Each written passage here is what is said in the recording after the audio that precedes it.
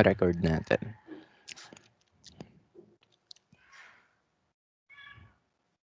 Okay, so for this session, what we're going to do is to review some of the basics discussed in your general chemistry, or the inorganic organic chemistry last sem. No?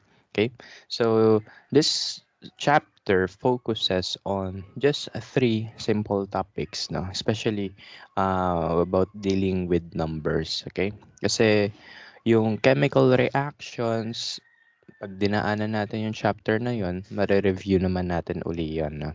Pero for this time, no, let's talk about numbers muna, because as I told you last time, Anachem is focused on numbers, no? So alamin natin, focus to sa calculation. So alamin muna natin how do we solve stuff muna, okay? Just a reviewer lang naman, ano. So that means mabilis lang yung class natin today. Okay, so our topics to be discussed today are the following. No? So, scientific notation, significant figures, and dimensional analysis. Okay, or the conversions. Okay, so why do we use scientific notation? So, number one is that chemistry deals with either very huge or very small numbers. No, for example, uh, when we are counting molecules or counting atoms, we are dealing with lots of zeros. For example, this number is the Avogadro's number, no? And the Avogadro's number tells us how many atom molecules or ions are there in a mole of a substance, no? And it is equal to around that number 602, 200, 000, 000, lots of zeros, 'di ba? Okay. And yun yung big numbers sa chem, na. So we will be dealing with huge numbers, especially when counting molecules, no? Pwede rin naman tayo mag-deal with very small numbers, no? Such as the mass of a single atom, no? Such as shown here, no? So yan. So those two numbers, malaki or maliit, pwedeng magkaroon ng problems dyan when handling them, no? Especially when you are writing them down sa notes nyo. Kasi there are instances that you may miss a zero, no? So while writing the number, pwedeng ma-miss mo yung isang zero, kunwari mawala to or mawala yon, and that will have a huge implication in your calculation, no? So, kapag nagkamali ka ng isang zero dyan, sumobra or kumulang ng isang zero, your calculations will be very, very wrong na, no? Magkakamali ka na talaga. So that's why scientists were able to come up with what's called the scientific notation, no? In order to make huge or small numbers shortened, no? So to eliminate all the other zeros, no, that are unnecessary naman, no? Okay, so yan. So yun yung purpose. Bakit may scientific notation tayo? And it is usually written in the format n times 10 raised to small letter n. Okay, so where n is our coefficient with values between 1 to 10. Okay, so it will not have any values greater than 10 or uh, less than 1. Okay, so it should be any numbers, no, between 1 to 10. So pwedeng 9.999, pwedeng 1.001, no, as long as within dun siya sa range. Okay, so hindi siya pwedeng lumagpas sa range na yon, no. So hindi siya pwedeng 10 pataas, hindi rin siya pwedeng 0.9 pababa. Okay, so that is our coefficient. The small letter n is the integer exponent. So that means it should be a whole number. Okay, so what does that represent? No? So the small letter n, or the exponent part, tells us how many decimal places uh, how many decimal places natin inurong yung decimal point, no? Okay, to get the coefficient n. Okay, so i-adjust kasi natin yung decimal point, 'di ba, sa unit place. Iuurong natin yon until we get value that is qualified for capital letter N, no? So, kailangan makuha natin yung any number between 1 to 10 by moving the decimal places, okay?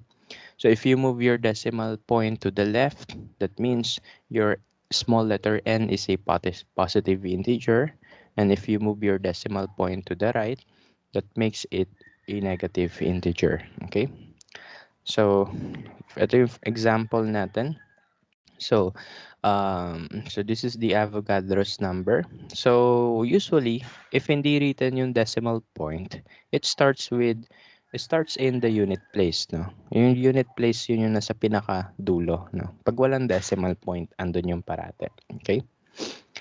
So, what's next is that for us to be able to make a scientific notation out of this, we will move the decimal point at the unit place. No?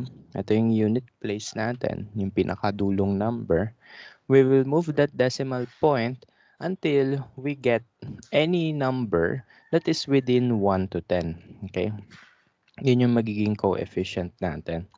So, I will move my decimal point how many places to the left. No? Okay, so, bilangin natin. 1, 2, 3, 4, 5, 6, 7, 8, 9, 10, 11, 12, 13, 14, 15, 16, 17, 18, 19, 20, 21. So, pwede na ba huminto ako dito? 21? No. Bakit? Kasi, if I stop here, ano yung magiging coefficient ko? My coefficient will be 602.2. That's not good, no? Kasi the integer, I mean, the coefficient part must be between 1 to 10. Okay? So, hindi dapat ako huminto dito, no? Kasi, pag dito ko huminto, dito mapupunta yung decimal point, 602.2 yon. Okay? So, lagpas yun sa 10 na criteria for the coefficient. No? So, that means I have to continue moving my decimal point, no? Okay, so 22. Pwede na ba dyan? Hindi pa rin, no? Bakit? Kasi magiging 60.22 yan, no? That is still greater than 10, no? So, you still have to move your decimal point once again, okay? 23 places to the left. So, you will get 6.022. Okay? So, itong 6.022 natin, this is within the range of 1 to 10. Okay? So, pasok na siya sa criteria for the coefficient. So, you stop there. Okay? Then, since we moved our decimal point 23 places from the units place, ito yung unit place, diba? 23 places to the left ng unit place. That means, ang ating exponent ay positive 23. Okay? So, ganun. Hopefully, naaalala nyo pa, ha? Okay. So, ito naman, sa pang-example. So, let's look at this number. So, ito yung unit place natin. Itong nasa dulo naman sa left, diba? Naalala nyo pa ba yung mga unit place, 100 place, no? Grade 4 ako nun eh. Unit place, yung 1 to 9, no? Tapos may decimal point. Tapos tenths, diba? Tapos hundredths. Okay? Mga ganun.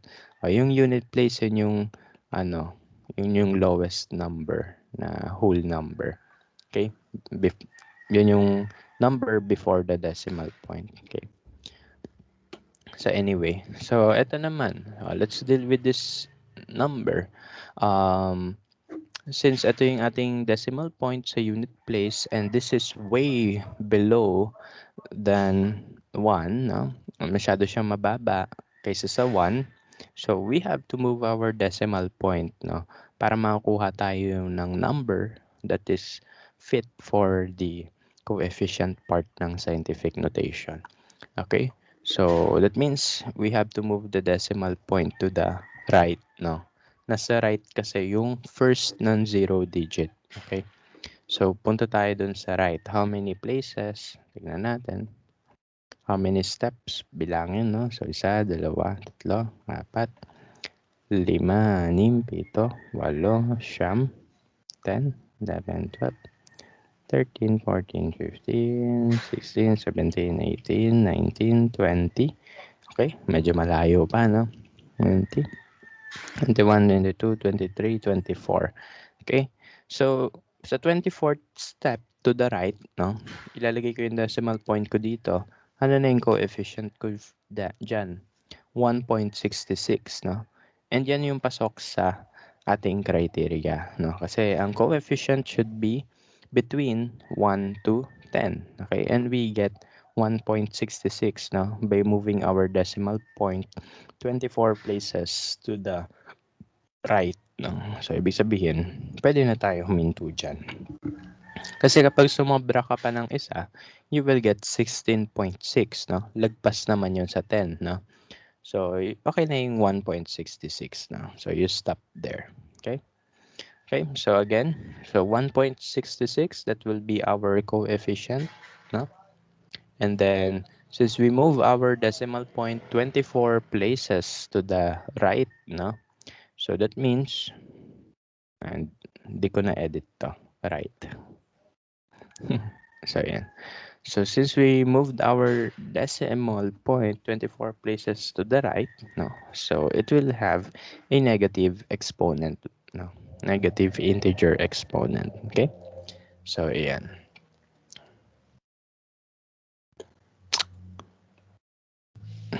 Hindi ko pala na naayos yung mga oo. Ito yung correction natin sa PowerPoint, no. Hindi ko naayos yung hindi ko naayos yung word. Okay, so ganun lang. So siguro naman alam niyo pa rin yun, no. Okay. So let's proceed, no? How do we do calculations when scientific notations are involved, no? Okay. So madali lang naman, no? We can we can sort, no? We can group our operations as addition, subtraction, and multiplication, division. Okay. So i-group natin sila into two. Okay, the rules for addition and subtraction are the same, no? And yung multiplication and division then same din sila, no? Okay, so how do we add and subtract numbers, no? That are written in the scientific notation, no? So when you add and subtract numbers written in scientific notation, you should check first whether the exponents are the same. Okay, so, tignan nyo muna. So, this is our original number. Okay.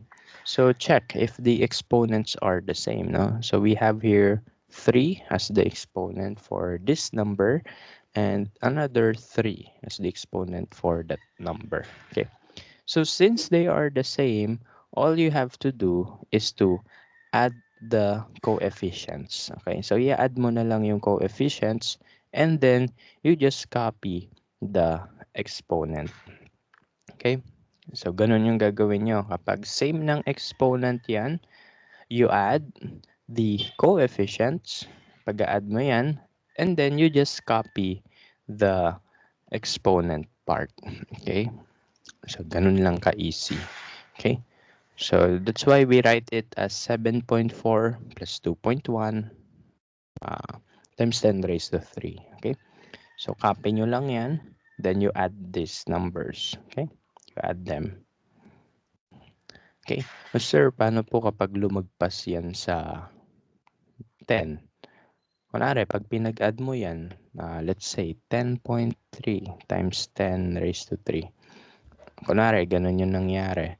Ano gagawin nyo? E di you move your decimal point again, no? To get your final answer. Okay? So, ganun lang.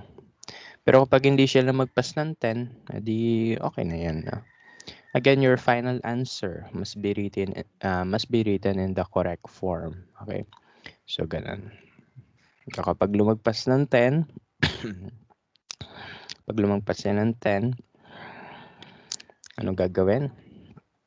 I-move mo uli yung decimal point. Okay? You rewrite it in the correct format. Okay? So, 4 pala. Okay? So, ganun. Ganun din kapag, lumiit naman siya sa 1. Okay, so kunwari, ang difference niyan, nag-subtract ka na, no? Ang difference niyan ay 0.32 times 10 raised to 3. Ano gagawin mo? E di, you write it in the correct format. Okay? You move your decimal point to the right naman. So, you will get 3.2 times 10 raised to 2. Okay? So, ganun lang. Hopefully, naalala nyo pa, ha? Okay? So, what if, what if my exponents are not the same? Such as shown here. Okay? So, kunwari, yan. 2.43 times 10 raised to 3, and then I also have 3.1 times 10 raised to 2. Okay, so kanina, if your exponents are the same, you just copy the exponent and then you add the coefficients. No? However, if your if your exponents are not the same, pag hindi parehas yung exponent mo, gagawin mo silang parehas. Okay? Yung isa mag-a-adjust. Ganun talaga gagawin niya. Okay? So, sino po yung susundan ko? Is that the bigger exponent? Is that the smaller exponent? The answer is kahit ano. Okay? So, you can make this number raised to 3. Okay? So, pwedeng times 10 raised to 3 to. Paano? You move your decimal point to the left. No? Moving your decimal point to the left, that will give you another that will give you plus 1 dito sa exponent part, no? So, if you move your decimal point to the left, magiging 0.31 times 10 raised to 3 yan. And then, you can add them ulit, no? Kasi same na sila ng exponent. Pwede rin naman po na itong times 10 raised to 3, ito yung gawin mong times 10 raised to 2. How? You move your decimal point to the right. Okay? So, moving your decimal point to the right, minus 1 sa exponent yon. So, you will have 24.3 times 10 raised to 2. Okay? And then, you can add it dito. Okay? Kasi same na sila ng exponent. Okay? Either way, ang goal lang is parehas sila ng exponent muna. Okay? So, you cannot add them kapag magkaiba yung exponents. Okay? So, for this example, what I did is, ginawa kong times 10 raised to 3 yung dalawang numbers. Okay? So, ganun ginawa ko dito. I moved my decimal point from this position to the left. No? Isang step to the left. So, I get 0.31 times 10 raised to 3. And now, once the exponents are the same, okay, kokopyahin ko na lang siya, and then I will add my coefficients, no? May new coefficients. Then I will arrive with this final answer. Okay? So, same lang ba answer ng answer kapag ito yung ginawa kong times 10 raised to 2? Same lang yan. Okay? So, to show you, so, balik ulit tayo sa original numbers. 2.43 times 10 raised to 3 plus 3.1 times 10 raised to 2. So, kapag ginawa ko naman yan times 10 raised to 2, I will still end up with the same answer. Okay? So, I will move my decimal point to the left. So, that will give me 24.3 times 10 raised to 2. 3.1 times 10 raised to 2. Okay? So, now, my exponents are the same. So, pwedeng i-copy ko na lang yan.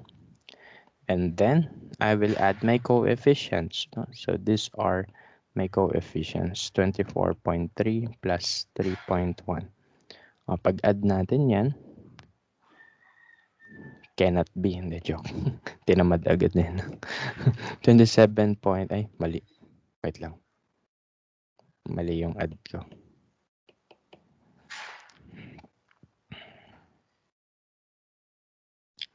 Zoom uli natin. Ayan. 24.3 plus 3.1. So that will be 27.4 times 10 raised to 2. Okay? So, however, this is not the final answer. Baka sabihin nyo, sir, magkaiba yan dito sa doon. Hindi. Hindi kasi yan yung final answer. Okay? So, again, you have to write it in the correct manner, no? Para makuha mo yung final answer in the correct format. So, you move your decimal point again to the left kasi ito ay lagpas sa 10. Okay, so lagpas yan sa 10. So, urong mo ulit sa left. So, you will get your final answer 2.74 times 10 raised to 3, which is exactly the same as the other way around. Okay, so yeah. So, ganun lang ha. Huwag kayong maduduling sa numbers. No? Ang isang technique dito, ginagawa ko to, i-calculate nyo na lang. Okay. Pero still, kailangan alam nyo pa rin yung concept behind. No? So, yung calculator, nag-exist yan to help us. Pero again, we should be smarter than our calculator. Okay? Kailangan mas matalino tayo kaysa sa calcu natin. Okay? So, kailangan yung mga ganitong rules, alam natin. Yun lang. So, tayo gumawa sa calcu. Dapat tayo mas matalino kaysa sa calcu. Okay? So, ganun din, when subtracting numbers, okay? When subtracting numbers, the rules are the same, no? You should check whether the exponents are the same or not, no? If they are the same, you copy lang, no? Pero if they are not the same, you have to adjust one number. Sino po? Kahit sino. Pwedeng itong times 10 raised to negative 2. Pwedeng itong times 10 raised to negative 3. It's up to you, okay? So, since negative yung ating exponents, if you move your decimal point to the left, so from negative 2, pwede maging negative 1 yan. So, again, every time you move your decimal point to the left, tas negative yung exponent na yan, magpa-plus 1 ka. So, negative 2, negative 1, then 0, positive 1, positive 2. Okay? So, ganun. Plus 1 ang plus 1 lang. Pagpapunta ka naman sa right side, if you move your decimal point to the right, what will happen to the negative exponent? E di mas lalo siyang magiging negative because you are subtracting uh, number ulit, no, sa ating exponent. Okay? So, ganun ha. So, kunwari, yan, negative 2 to. Move ko yan to the right. Minus 1 yon. So, negative 3 na siya. Okay? So, ganun. So, yun lang. So, you have to make the exponents the same. So, that means I adjusted this number para maging pareha silang times 10 raised to negative 2. Then, I will subtract my coefficients, no? And then, I will arrive with the final answer. You can also do the other way around, no? So, pwedeng ito yung gawin mong times 10 raised to negative 3. So, you will still end up with the same answer. Okay? So, hindi na natin ipapakita. Okay, so next one, multiplication and division. So multiplication and division, ito madali lang talaga. Okay? Kapag multiplication, all you have to do is just to add the exponents, no?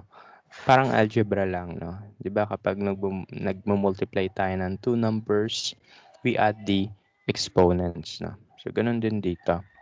So, for example, this is our number times 10 raised to 3 times 10 raised to 3. All you have to do, since multiplication to, you add the exponents. So that is 10 raised to 3 plus 10 raised to 3. So you will get 10 raised to 6. Okay? And then, ano gagawin mo sa coefficients? You multiply them. Okay? So multiply your coefficients accordingly. Okay? So ganun lang. Add the exponents. So 3 plus 3, 6. Okay? Then you multiply your coefficients. So that's 7.24 times 2.1. You will get the answer 15.54 times 10 raised to 6. Is that the final answer? Hindi pa. Okay, so that is not the final answer. Why? Lagpas siya sa 10. Okay, so since lagpas yan sa 10, you have to rewrite your answer. You move your decimal point again to the left naman. So you will get 1.554 times 10 raised to 7. Again, moving your decimal point to the left, plus 1 sa exponent. Moving your decimal point to the right, minus 1 sa exponent. Okay? So, ganun lang. So, easy lang. For division, ganun din. But instead of adding them, we subtract the exponents. Okay. For example, this is -2, that is -3. Okay, what is -2 minus -3? 'Di ba? Rules ng rules ng negative numbers. Negative minus negative. Ano mangyayari dito? Magmo-multiply yan para maging positive, 'di ba? Okay. So, magiging -2 plus 3 lang yan, no? Or -2 minus -3. So, yan. So, -2 plus 3, ano sagot? E di 1 is a positive 1. Okay? So, ganun lang. Kung hindi kayo sure, i-calculator nyo. Okay? Ako rin minsan, don't worry, nadadali din ako dyan sa mga negative numbers na yan. So, pag hindi sure, i-calcu. Pero pag confident, edi sige, go. Okay? So, ganun lang.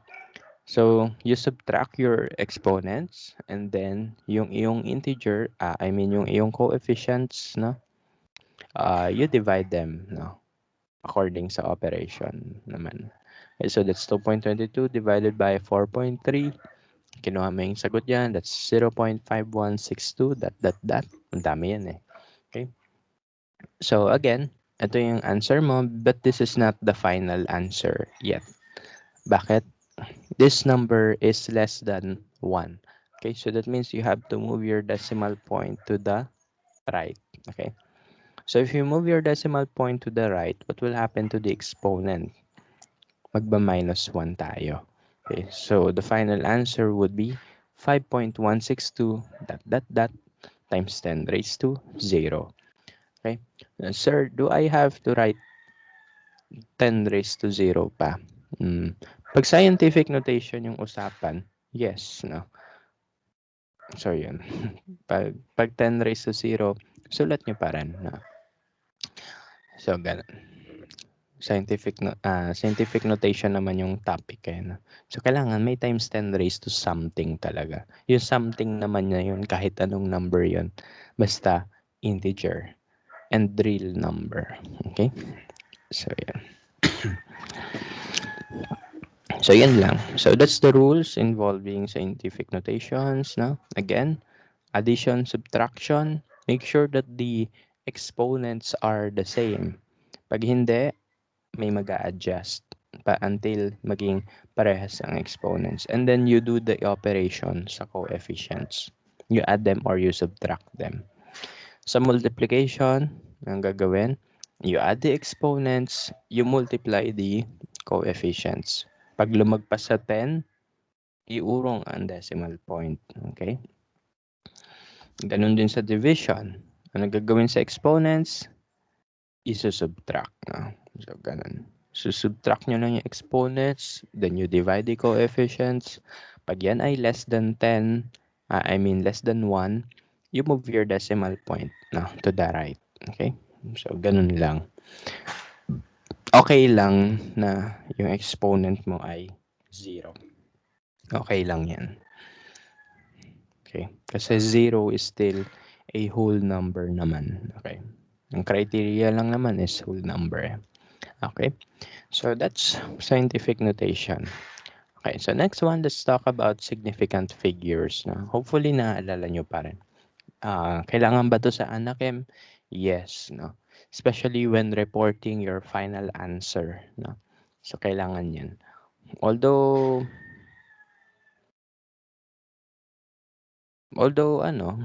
kailangan siya, yes.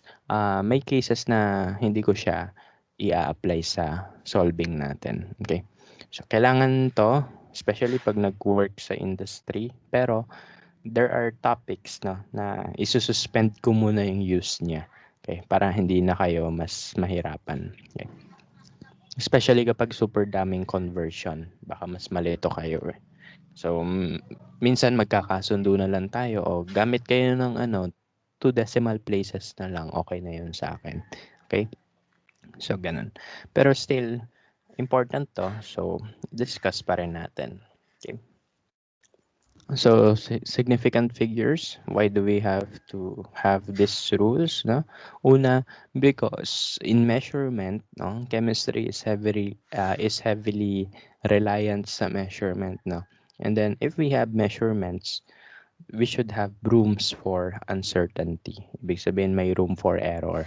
Okay.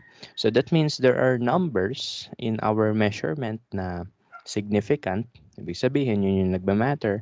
And there are numbers that are no longer significant. Yung mga hindi na nagmamatter. No? Okay. So, paano natin malalaman yung mga significant figures? Okay. So, ito yung guidelines. 5 lang yon. Madali lang yan. Una, all non-zero digits are significant. Basta hindi zero, significant. Okay, so yan na. For example, you have 35612. So 5 non-zero digit yan. So that's 5 significant figures. 1398 na. So that's 4 non-zero digits. So yan ay significant figures. Number 2, any zeros between non-zero digit, no? They are considered significant, no? So, yan. So, itong number na to, ayan ay may 6 significant figures. And itong binary code dito sa ilalim, di ko alam kung ano meaning yan. Tinype ko lang yan na ganyan. May 9 significant figures siya. Again, ang criteria, pag yung 0 nasa gitna ng dalawang non-zero, significant yan. Ayan, so non-zero digits, lahat yon significant. Zeros between non-zero digits, they are also significant. Okay, so how about zeros before or after the non-zero digits? So ito na yung rule 3 and 4. Okay, so punta tayo sa rule number 3. If a number is less than 1, that means siya ay decimal. Okay, then only the zeros at the end of the number ang significant, no? So for example, this is less than 1. So ibig sabihin decimal to. Yung numbers lang na nasa right, no? Starting from the first non-zero digit papunta sa right, yun lang yung significant. Yung nasa left, hindi. Okay? So with this rule, we can actually classify our numbers sa decimal point. So yung mga numbers sa harap, we call them itong nasa harap, we call them the leading zeros. Leading, nangunguna na zeros. And then ito, yung mga trailing zeros. No? Yung leading zeros, yung mga numbers, mga zero before the first non-zero digit. Okay? So sila lahat ay insignificant. Hindi sila magmamatter. Ano purpose nila? Meron naman silang purpose, no? Hindi sila significant pero they serve a purpose, no? Ano yung purpose na yon? Just to tell nasaan yung decimal point. Yun lang yung gagawin nila sa buhay nila. Okay? So again, leading zeros just tell us kung nasaan ang decimal point pero they are not significant. Okay? Kasi ang rule for significant numbers, mag-start tayo parate sa first non-zero digit, no? To the right, no? So ganun. Always to the right yung pagtingin kapag may mga significant. Yung mga nasa left na zero, hindi magmamatter yan. Okay? So for example, this number here below, it has 3 significant figures only. Again, ito yung mga leading. Sila yung mga nasa harap. Ito yung mga trailing. Okay? So yung leading zeros, sila, ano uli yung purpose nila? They will tell you where the decimal point is. Okay? And they are always not significant. Yung trailing zero naman, yung mga zeros after the last non-zero digit, may may case-to-case basis yan. Pwedeng significant sila, pwedeng hindi. Yung trailing zeros, pwedeng significant, pwedeng hindi. Kailan mo malalaman kung significant ang trailing zeros? No? You will see na significant or you can verify, no? Or pwede mo sabihin na yung trailing zero ay significant if mayroong decimal point. Okay. So yung trailing zeros, they are significant if may decimal point. Ibig sabihin, pag wala, anong meron? rule number 4. Okay. Ay, hindi. Rule number 5 pala. Sige, punta na nga tayo dito. So, dito, rule number 5. Rule number 5 yan. Hindi ko na-edit na naman. So, kapag walang decimal point, yung ating trailing zeros, okay? For example, this is a trailing zero kasi nasa right side siya ng non-zero digit. Okay? So, trailing zero yan. Pag wala ka nakikitang tuldok, kahit dito or kahit saan dyan, kahit ganun, basta wala ka nakikitang decimal point, number lang talaga siya. Then, hindi mo sure kung ang trailing zero ay significant or not. No? Pwede kasing maging one significant figure yan. Pwede maging two significant figures yan. Pwede maging three significant figures yan. Okay? So, depende sa interpretation mo. Okay? And that's why we have this case, itong rule number 5. Okay? Kapag wala kang decimal point, there is an ambiguity. Okay? Okay, so ambiguous case yan. When you say ambiguous, unclear, depende sa interpretation mo. Some textbook may say na this has one significant figure only. Others may say dalawa yan. Others may say tatlo yan. Okay? So, in those cases na hindi nag-agree lahat, no? Yun yung itinatawag natin ambiguity. May mga ganung textbook, no? May mga nababasa akong ganun. Sabi nila, ito, 500. One significant figure yan. Tapos pag tumingin ka sa ibang libro, sasabihin dyan, three significant figures. Yun yung ambiguity. Yes, kahit libro, hindi rin nag-agree minsan. Okay? So that's why ito yung general rule natin. Okay? In such cases na walang decimal point pero may trailing zeros, to remove the ambiguity, we make use of scientific notations or scientific numbers. We can rewrite 500 into many versions. For example, 5 times 10 raised to 2. That is still 500. Okay? And yung pag-count ng significant figures kapag may scientific notation, yung coefficients lang yung titignan niya. Okay? Or yung, yung yung coefficient lang. So, kunwari, itong coefficient na to, 5. So, isa lang yan. So, ibig sabihin, one significant figure yan. Ito, significant na ba yung trailing zero? Significant na ba to? Yes, kasi may decimal point na. Basta may decimal point, okay yan. Ano nangyari sa mouse? Ayun. Ayun, anyway. So, ganun. Basta may tuldok, significant na yung mga yon. Pero kapag wala, ambiguous case yan. Okay, so, ito, isa lang. So, it's one significant figure. Ito, dalawa. This is significant na because of the decimal point. So, two significant figures, and so on and so forth. Okay? So, you can rewrite 500 into many versions. Pwede pa yan mag-continue. Okay? So, yun lang, no? In such cases, pag walang decimal point, tas may trailing zeros, magkakaiba yung interpretation ng book. No?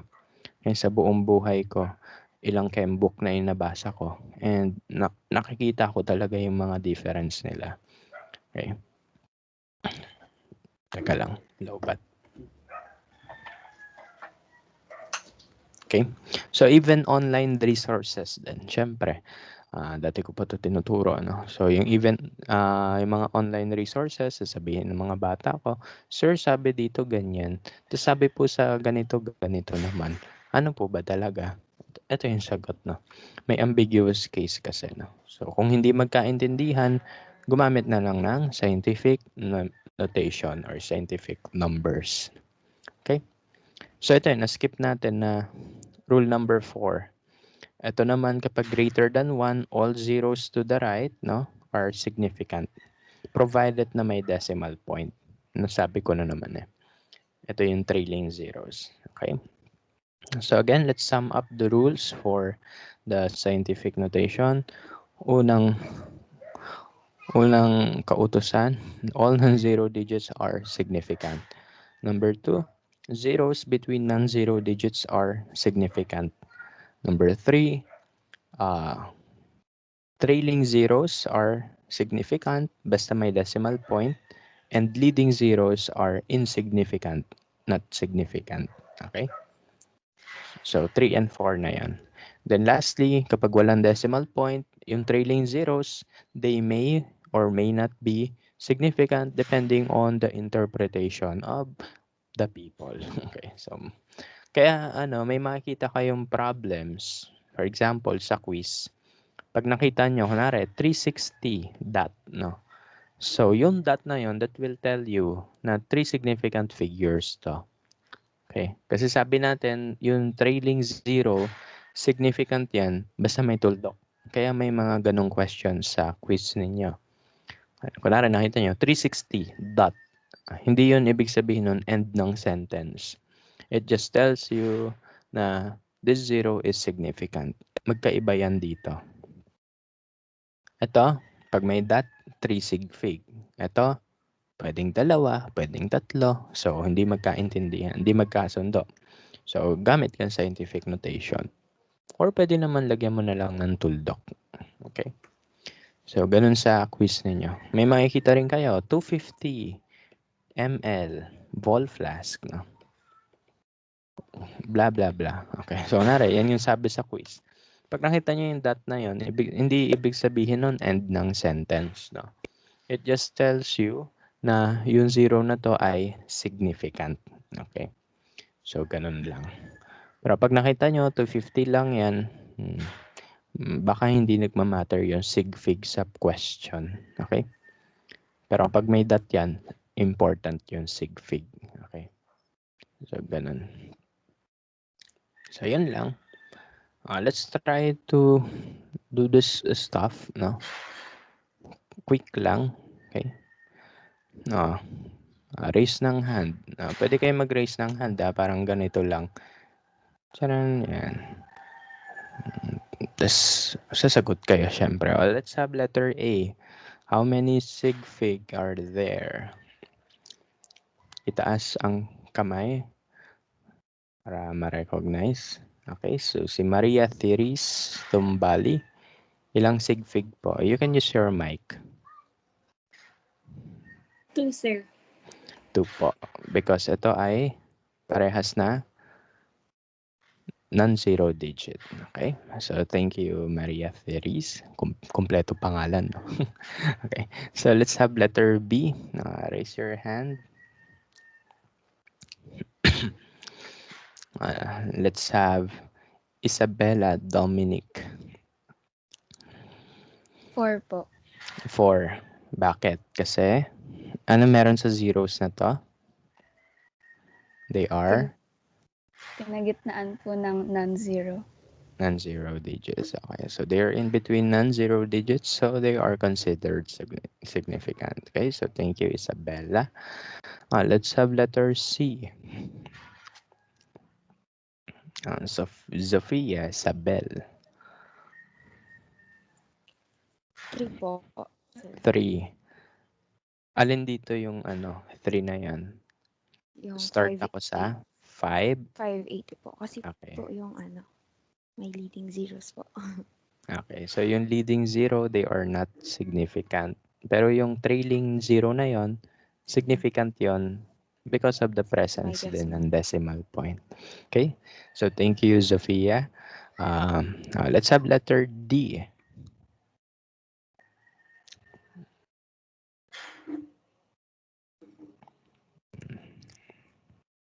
Letter D, ilang sig fig yan?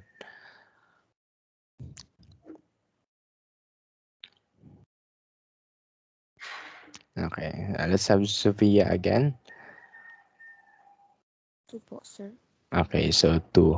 Kasi kapag may scientific notation, ang titignan nyo lang ay yung coefficient lang. Okay. Yung exponent, wag nyo napansinin yan. Okay. So, hindi magmamatter yan. Itong nasa harap lang. Okay. So, thank you, Sophia. Ulit. Lastly, let's have letter E.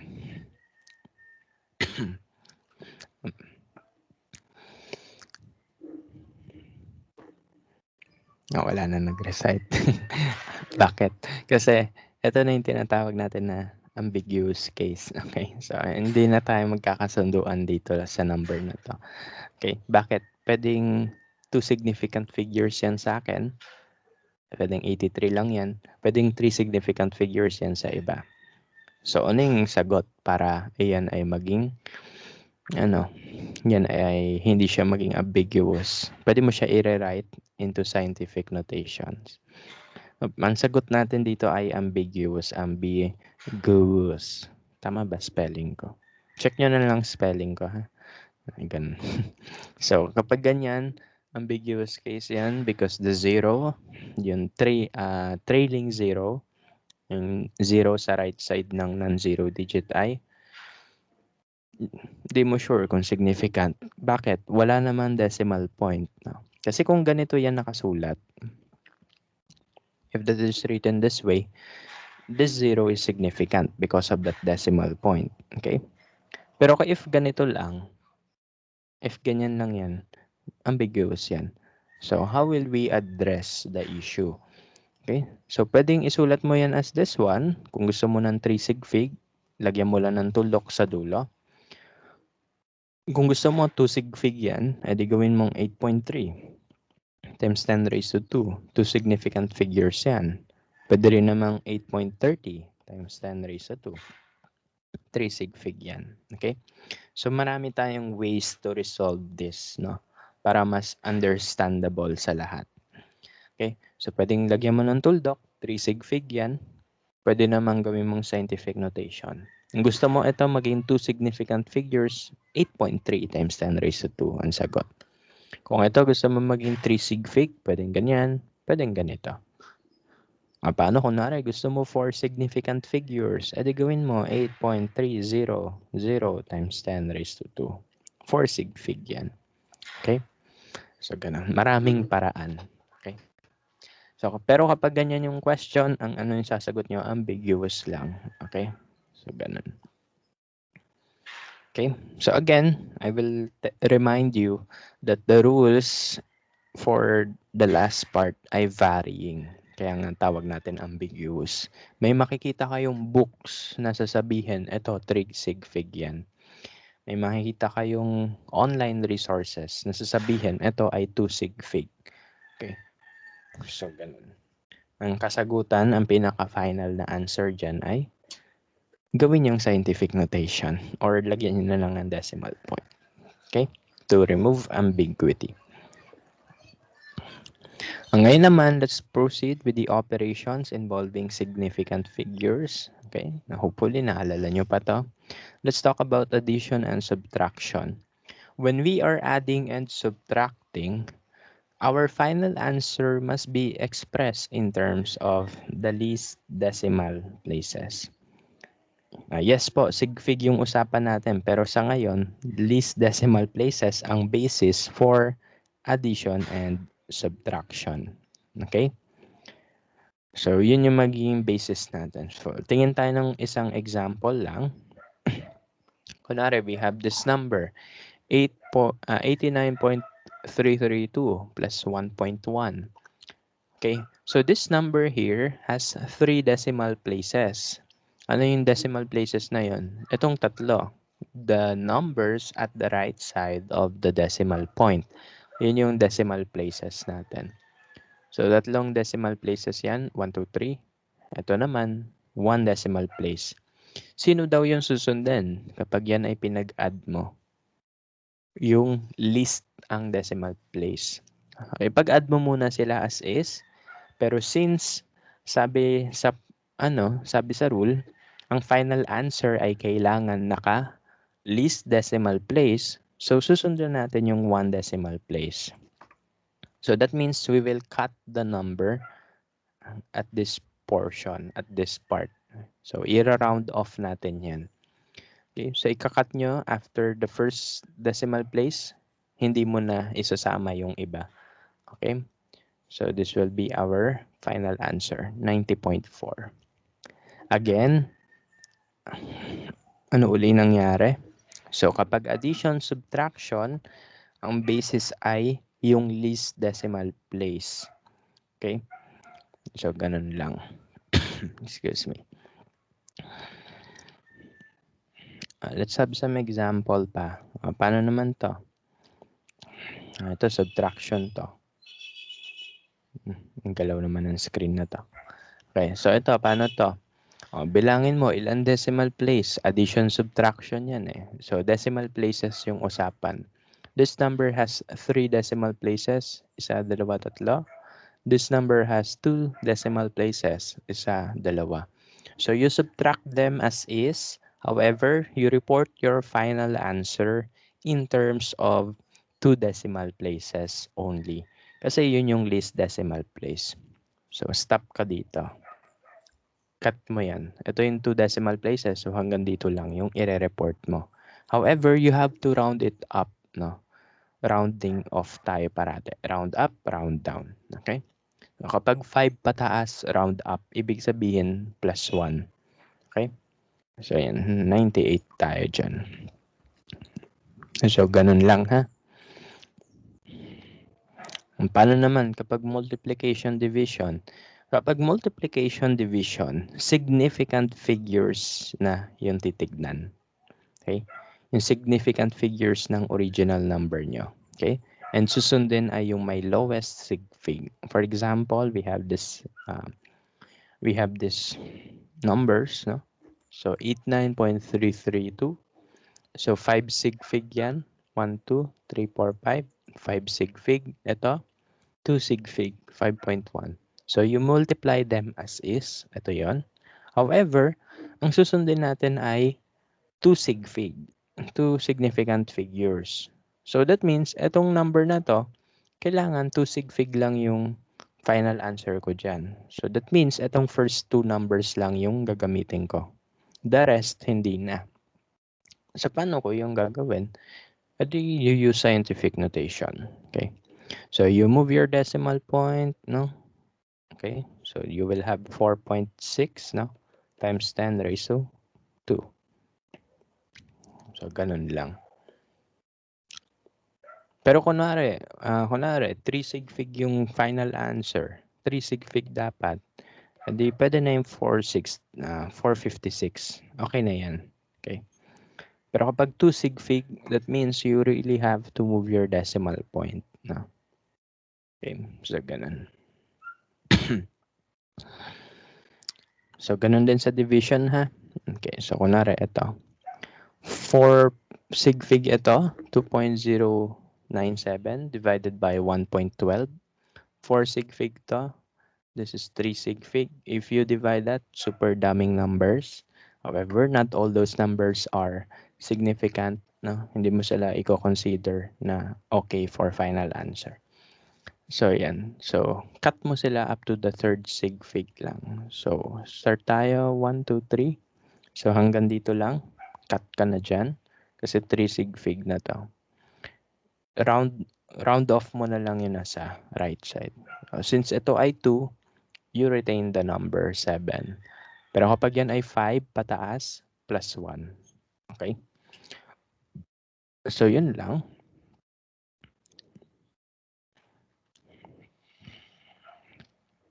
Ito, hindi na natin siya sasagutan ng complete, no? Pero tignan na lang natin yung rules, no? Okay? So, I will leave this to you na lang. Medyo marami pa tayong ikukwento eh. Okay? So, let's have letter A. So, this is addition. So, ano yung rule kapag addition? Least significant figure or least decimal place? Least decimal place. Okay? So, again, kung nakalimutan, addition, subtraction, kailangan naka least decimal place. Okay? Pag multiplication, division, least significant figures. Okay? So, since ito ay addition, subtraction, so kailangan least decimal place. Ilang decimal place to? This is 1. Kama yan ha? Okay. So, ito yung dot. Ito yung decimal point. So, I have 1 decimal place here. 1 down payment. 1 DP. 1 decimal place. And ito, ilang decimal place ako meron? 4. So, kailangan yung answer nyo, final answer, report up to 1 decimal place only. Okay? So, hanggang dun lang yung isusulat mo. Okay? So, kayo na mag-add dyan. Ito naman, letter B. So, this is addition, subtraction. So, that means decimal places uli ang usapan. Okay? So, decimal places yan. So, ito, 2 decimal places yan. Ito, 3 decimal places. So, report your final answer up to 2 decimal places only. Okay? Addition, subtraction. Ito, multiplication. Pag multiplication, division, ano sabi? List significant figures. So, this is 3 significant figure. Ito ay 5 SF. So, ano yung final answer? Report up to 3 sig fig. Okay? Sig fig ha? Sig fig. Kayo na bahala mag-multiply dyan. Basta ang final answer nyo ay 3 sig fig. Letter D. Division. Edi sig fig uli yan. So, ito 3 sig fig. Ito 3 sig fig. So, that means you report up to 3 sig fig then. Okay? Ito, may typo ako dyan. Hindi ko siya ginawang exponent eh. So, 5.21 times 10 raised to 3 plus 2.92 times 10 raised to 2. Paano yan, sir, kapag may scientific notation? Okay, so kapag may scientific notation, you check the original numbers. Dito yung magiging basis mo for the rules, no? Since addition to ng dalawang scientific notation, edi least decimal place ang titignan natin. So, ito, dalawang decimal place. Ito din, dalawang decimal place. So, for letter E, you report the answer up to 2 decimal place. Okay? So, kailangan yung final answer nyo dyan, 2 decimal places. Okay? So, ganun lang. So, kayo na bahala dyan, ha? Explore nyo na lang. Basta yan yung mga, ganun yung, pag-check kung ano yung dapat na sagot. Kasi, may questions sa quizzes natin na may mga numbers. Kunwari, 2.1, 2.11, 2.13, 113, 2.1114, 1135, no? Kunwari ganun sa quiz. Parang ang gagawin nyo dun is, mamimili kayo, sino sa mga yon, lahat yon tamang answer pag dinivide mo sa calculator. Pero sino dun yung mas correct, no? In terms of significant figures. No? So, ang kailangan nyo na lang gawin, tignan nyo yung given. Kunwari, ito, 1 decimal place to, ito 4 decimal place. So, dapat ang final answer ko, may isang decimal place lang. So, dun sa A to E na yon or A to D na choices, pipiliin nyo yung pasok sa rules. Okay? So, ganun lang. Baka i-select nyo lahat eh. Okay? Ito naman. Ito additional to. Okay? We will be dealing with logarithm and anti-logarithm functions sa Anachem, especially when we are talking about pH, no? Kung na-discuss na yan ng lab nyo, ayan. So, na-discuss ko na to last time sa kanila. Okay. So, in using logarithmic function and anti-logarithmic function, we also have to know the rules kapag maglalagay tayo ng scientific notation. Okay, so again, what is logarithmic function? So according to algebra, a logarithmic function is any number that is base 10 ng log, no? Okay, so basta ganun daw. So in mathematical format, ito yon. Okay, so yan. So a is equals to log 10 of n. No? So ibig sabihin itong number na to, that is a logarithmic function of n. No? So yan. Nakapasok siya sa equation na yan. Okay. So, kunwari, nagpindot-pindot tayo sa calcu ng numbers. Kunwari, log 339. Log base 10, 339. Okay. So, yung final answer natin, ito, 2.530. Okay. So, yung final answer ng log ng number may dalawang parts yan. You have your characteristic and your mantissa. So the characteristic is the leading number. Okay? And then the mantissa is the decimal point. Ang question dyan, pag-usapang scientific notation, sino po susundin ko? Okay, ganito. Ito yung original number nyo, 339. Ilang sig fig yan? Tatlo. So may 3 sig fig yan. Okay? So that means your final answer, pag pinindot nyo yung log, kailangan naka 3 sig fig din. Paano yun, sir? Ito ba yun? 2.53? Hindi. Bakit? Kasi kapag logarithm daw, yung characteristic, hindi siya sinasama sa counting ng sig fig. Okay? Hindi kasama to sa sig fig.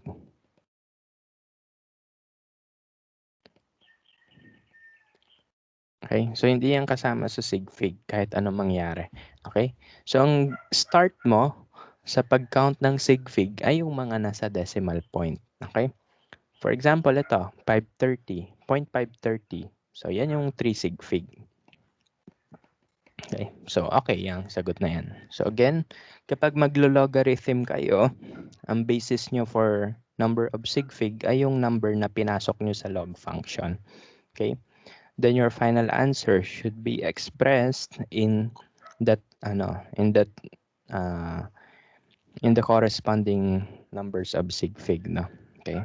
Pero again, yung characteristic hindi mo siya isasama sa pagbibilang ng sig fig. Ano lang yung sinasama sa pagbibilang ng sig fig?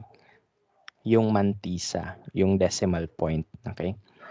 Yung whole number, yung characteristic, hindi yung kasama sa pagbibilang ng sig fig. Only the mantisa. Okay? So let's have this example.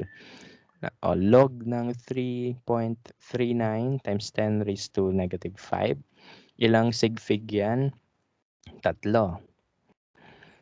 3 sig fig yan. So dapat ang final answer mo ay 3 sig fig din. So, itong characteristic, hindi kasama yan sa pagbibilang ng sig fig. Hindi siya kasama parate. Okay? So, sining kasama? Yung mantisa lang. Okay? So, yan. 3 sig fig yan. Kasi yan ay 0.470. So, 3 sig fig nga. Okay? So, ganun yung rule ha. Yun ay kapag log. Okay? Kunwari, ito. Log,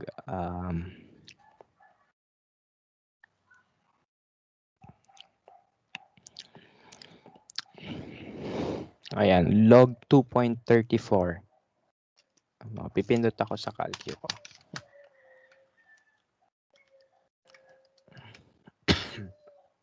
So, ang sagot dyan ay 0.369215857. Ayan. Ang dami na. Okay. So, ito yung sabi ng calcu. Log 2.34 is 0.369 something something blah blah blah. Pero ano dapat yung final answer ko dyan? My final answer should be expressed in 3 sig fig. Kasi 3 sig fig yung original number ko. So, yung characteristic, yung first number, hindi siya kasama sa pagbilang. Only yung decimal point or yung decimal places or the mantisa. So, dito ako mag-start magbilang ng sig fig. Hindi ko isasama to. So, ito. So, ano magiging final answer ko dyan?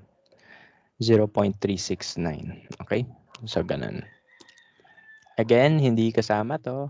Kahit 1 yan, kahit 2 yan, hindi mo yan isasama. Only the decimal point or the mantisa will count, no? So, ganun lang. So, ayun lang. So, yun. Kapag anti-logarithm naman, ibig sabihin, babaliktarin mo naman yung function mo, anti-log, no? Babaliktarin mo na yung answer. So, ano ba yung meaning ng anti-log, no? So, kapag anti-log, yung sagot mo sa logarithm, ano mo siya yung gagawin mo exponent ng 10. Okay? So, yun yung sabi ng math doon. Okay, so when we see antilog, for example, ito, antilog negative 3.42, pag sinulat mo yun sa calculator, ita-type mo yun as 10 raised to negative 3.42. Okay? Kasi walang button na antilog dito. Ang meron lang dito ay 10 raised to something. Okay? So, ano yung antilog? Ano yung difference sa log, no? Counterpart siya. Okay? So, magkabaliktaran sila. Okay? So, yan. So, kapag antilog naman yung function mo, okay, so paano yung basis mo for significant figures? Okay. So, kapag antilog, ang basis mo for significant figures ay yung mantisa. Okay. So, itong mantisa lang, not yung characteristic na. So, ganun. So, you will check the mantisa kapag yan ay antilog, no? Or pag nakita nyo, 10 raised to negative something or 10 raised to something, yung ano lang, mantisa yung titignan. Okay? Not the characteristic. So you will express your final answer in the same significant figures to that of your mantisa. Okay? So ganun lang. So again, ano yung difference? Pag log, ang basis mo for sig fig ay yung original number mo. So that means your final answer, express mo siya into that same sig fig for the mantisa. Okay. Kapag anti-log naman, you are doing the reverse, no? So itong number mo to, i-convert mo siya into that original number. So yun yung anti-log, reverse ng function. Okay. So paano tayo magka-count ng sig fig kapag anti-log, no? Yung mantisa lang yung titignan mo, yung decimal point. Okay? So tignan mo lang yung decimal point, then yun yung magiging basis mo. Okay? So again, kung kayo medyo nalilito, yung log, anti-log, yan ay magkabaliktaran lang. Okay? So kapag log, ang final answer, yung mantisa, mantisa yung gagalawin mo. Sa anti-log, ano yung gagawin mo? Kung ilan yung mantisa, yun yung number of sig fig. Okay? So ganun lang. Ito pa, iba pang example. Ito, log. Kapag log, ano gagawin mo? Yung original number, tignan mo kung ilang sig fig meron doon. So for this one, we have 4 sig fig. So our mantisa should have 4 sig fig. Log 1237, so 4 sig fig yan. So our mantisa should have 4 sig fig then. Log 3.2, so 2 sig fig yan. So kailangan our mantisa should also have 2 sig fig. Okay? So punta naman tayo sa anti-log. Okay. So sa anti-log, ang basis natin for the significant figures ay mantisa only. Okay? Hindi kasama yung characteristic, only the mantisa. So for example, ito, 2 sig fig yan. So kailangan ang final answer ay 2 sig fig. 2 sig fig din yan. So this should be 2 sig fig as well. 3 sig fig yan. So this should be 3 sig fig. No? So sana makita nyo yung difference dyan. Kapag log ang nakalagay, lahat ng significant figures dito sa value mo na to, yun yung magiging basis mo for the sig fig in your mantisa. Dito naman sa anti-log, yung mantisa yung magiging basis. Okay? Siya yung hahanapan mo ng sig fig. Okay? And then you will express the final answer in terms of how many sig fig are there. Okay? So, yan. So, yun lang. Madidiscuss pa naman to uli pag nagpunta na tayo sa titration. Sa titration pa natin to gagamitin.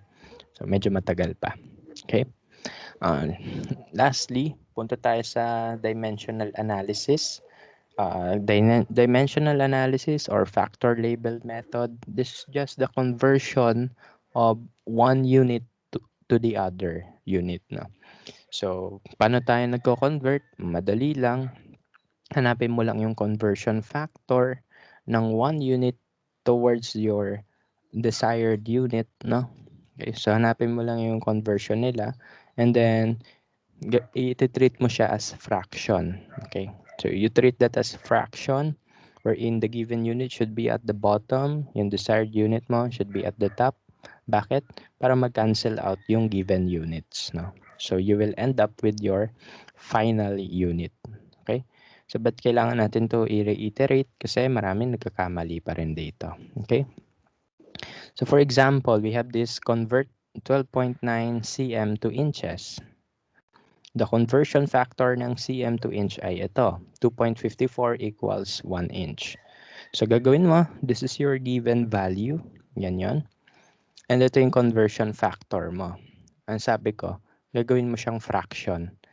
The numerator should be your final unit, your desired unit. So, according to the problem, inches yung desired unit ko. So, dapat nasa numerator yon. Then, yung cm, since siya yung given unit, nasa denominator siya para mag-cancel out. Okay? And then our final answer would be 5.08 inches. By the way, kunwari, kinailangan ko ng sig fig sa dimension analysis. Kunwari, sasabihin ko, considering significant figures, what is the final answer for this problem? Tapos, ito yung question. Convert this to that. Sino po yung magiging basis ko sa sig fig? Ang magiging basis mo sa sig fig ay yung given number mo lang. Yung conversion factor, they will not matter. Hindi sila kasama sa pagbibilang ng sig fig. Baka isipin nyo kasi, ay 1 inch, so kailangan 1 sig fig yung final answer ko, so 5 inches. Hindi. No? So, ang basis mo for significant figures when converting units ay yung original number mo lang. 3 sig fig yan. So, dapat ang final answer mo ay naka 3 sig fig din. Okay? So, round up mo. Hindi magmamatter kung ano yung ginamit mo pang-convert. Okay? So, ganun ha. Pag magko-convert kayo, pakisunod yung original number. Pero again, may cases na hindi natin to gagamitin sa class, no? Lalo na kapag nagkakagulo na tayo sa dami ng sinusolve natin. So, ako na yung magsasabi na, wag na muna natin to sundin. Masyadong complicated na yung solving natin. So, doon natin siya ihinto. Pero for the sake of the quiz 1, you have to remember this, no? Na kung ano yung original number, kung ilang yung sig fig niya, yun yung final answer. Ganun dapat yung sig fig niya rin. Okay, so another example is this one. Conversion naman to from pounds to milligram. Okay? So ito yung pound, you convert that into grams. Okay? Pounds to gram using this conversion factor, and then later on grams to milligrams using the powers of 10 kung naalala nyo pa. Okay? So yan, make sure that the units will cancel out so you will arrive with the final answer, no? Or the desired unit. And again, the basis for the significant figures ng final answer ay kung ilang sig fig yung nasa given. Ano yung given? 0.0833. O ilan sig fig yan? 3 sig fig. So that's why your final answer should be in 3 sig fig as well. Okay? Hindi mo siya susulat as ganyan. 377.8. Basta yan. Hindi mo siya susulat as ganyan. Sulat mo siya as 3 sig fig din. So again, reiterate ko, kung ilang sig fig yung original, ganun din ang sa final answer. Etong mga conversion factor na ginamit mo, hindi sila magmamatter. Okay? Eme lang yan. Ito lang yung susundan nyo. Yun. Okay? So, ito. Hulaan nyo, ilang sig fig yung final answer? 3. Kasi 275 eh. So, 3 sig fig yan. So, your final answer should be in 3 sig fig as well. Okay? So, ganito naman, if you are converting one unit to the other multiple times, no? Kunwari ito, decimeter cube. Tapos ang meron lang kayo, decimeter to meter. So, para makancel yung cube na yon, you have to do it 3 times, no? So, pwede mo siya isulat as this, magkakahiwalay na decimeter to meter, or pwede mo rin gamitan siya ng exponent, no? So, same lang yan. Okay? Pero again, ang focus natin ay yung sa sig fig, no? So kung 3 sig fig to, the final answer should be in sig figs as well. In 3 sig fig as well. And then lastly, kunwari, ito naman, conversion ng density from kilogram per cubic meter to gram per cubic centimeter. Okay, so ito 3 sig fig yan. So the final answer should be in 3 sig fig as well. Okay, so again, when converting, make sure that the original units will be cancelled out. So kailangan, kung nasa numerator yan, nasa denominator yung sa conversion. Nasa denominator yung sa given, nasa numerator yung sa conversion. Okay, so ganun lang. So, ay, nagkamali ako. Dapat nasa taas to. Okay, so anyway, basta ganun ha. Kailangan yung original units magka-cancel. So, ganun lang. And anong pinaka-additional info natin? Kailangan kung ilan sig fig yung original, yun din yun sa final. And with that, we're done. Okay, so tapos na tayo sa review ng Gen Chem. Okay, so that's how you handle numbers sa Anachem. Are they important? Yes, no. Especially sa ano, sa pag-report ng answers, no. Kunwari nasa laboratory na kayo, you have to report your final answer in the correct sig fig, no. Kasi kapag nilagay niyo super daming number, tatama rin magbasa yung pasyente. Hindi niya maintindihan 'yan, no. Or yung client niyo. So, you have to report your final answers always in the correct sig fig, no, or decimal places. Okay, so yun lang. If you want a copy of the PowerPoint, nasa Canvas lang yan. Okay, punta lang kayo ng Canvas. So yan, punta lang kayo ng Canvas. Andito lang yan sa bungad, no. So download nyo na lang din ulit. Ayan, so punta lang kayo dito. Ayan, dito sa lecture chapter 1. So yan, download nyo na lang yan, okay? So, so ayan. No? So good luck po sa quiz ninyo sa next week. No? Kailan ko siya i-open? Usually, I open the quizzes by weekends. No? Saturday, Sunday, Monday. Doon siya open madalas. Okay. By the way, may rules na inano na yung department natin. No?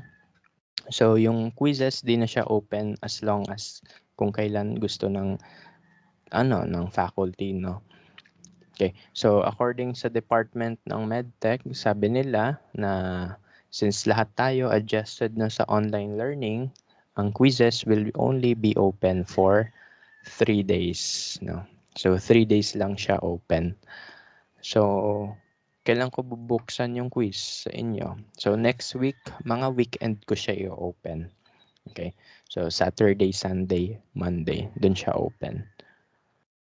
For 3 days lang. So, kapag di kayo makapag-take ng quiz, you just have to inform me na lang. Inform me na ganito ganyan, di po ako nakapag-take ng quiz kasi ganito ganyan, blah blah blah. Okay? So, i-open ko naman yun para sa inyo. Okay? Pero, yan. Medyo strict na tayo sa ang tawag yun, sa conduct ng assessment. Kasi sabi ng department, okay? So, yun yung napag-meetingan last time. Okay? So, yun lang. Ilang, excuse me, ilang minutes po yung quiz? 1 hour. So, 60 minutes. 20 items. So, meron kayong, teka lang, so 60 divided by 20. So, meron kayo at least 3 minutes per item, which is okay na. Enough na yon kasi madali lang naman yung quiz 1 natin. Okay? So, ganun lang. So, good luck and I'll see you again next week, Tuesday, no? Para sa chapter 2. Malapit na tayo mag-midterm, no? Chapter 2 na agad eh. Okay? So, good luck po and yan. Stay safe. I'll see you again on Tuesday pala. So, yung copy ng class recording, this will be uploaded sa ating YouTube. Same playlist, no? So, wait lang kayo, ma-post ko yun. No? Siguro mga bukas, no? Ipa-post ko yung mga videos. Okay? So, yun lang. Stay safe and bye-bye. Thank you